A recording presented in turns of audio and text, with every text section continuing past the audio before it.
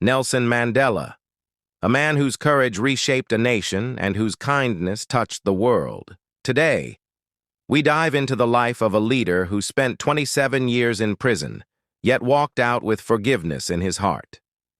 This is the story of Nelson Rolihlahla Mandela, the man who turned pain into power and struggle into freedom. Nelson Mandela was born on July 18, 1918, in a small village called Mvezo in South Africa.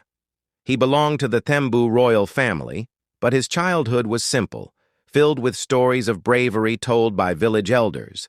He was given the name Nelson by his school teacher, a common colonial practice.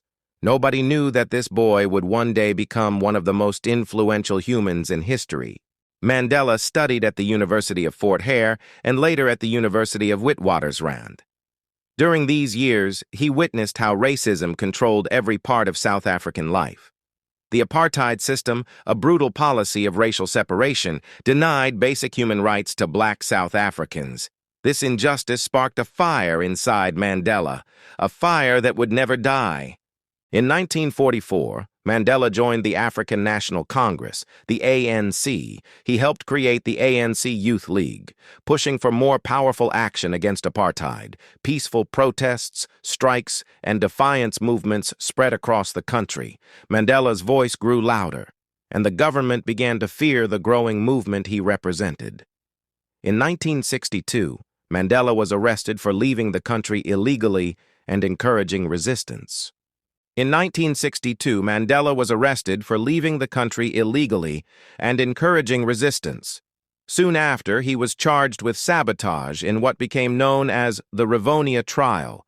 The world watched as Mandela delivered one of the most courageous speeches in history. He said, "I have cherished the ideal of a democratic and free society. It is an ideal for which I am prepared to die."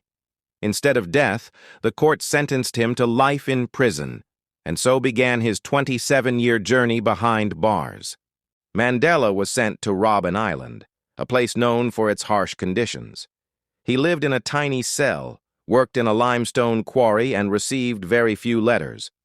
But prison could not break him.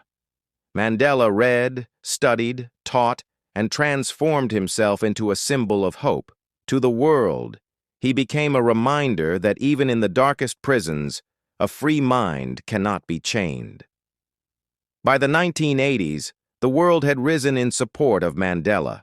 Millions of voices demanded his freedom. And finally, on February 11, 1990, the gates of Victor Verster prison opened. Nelson Mandela walked out, hand in hand with his wife Winnie, a free man after 27 years. But he carried no anger, only a determination to rebuild his nation. In 1994, South Africa held its first democratic elections. For the first time in history, people of all races stood in the same line to vote. Nelson Mandela became the first black president of South Africa. He chose reconciliation over revenge, unity over hatred. He created the Truth and Reconciliation Commission to help heal the wounds of the past. Nelson Mandela served only one term, showing the world that true leadership is about service, not power. He became an international ambassador of peace, education, and human rights. In 1993, he received the Nobel Peace Prize, a symbol of his lifelong fight for equality. Mandela passed away on December 5, 2013, but his message continues to guide millions around the globe. Nelson Mandela once said, "It always seems impossible until it is done." His life is proof that hope can win, forgiveness can heal, and courage can change the world. Thank you for watching. If Mandela's story inspired you, don't forget to like, share, and subscribe.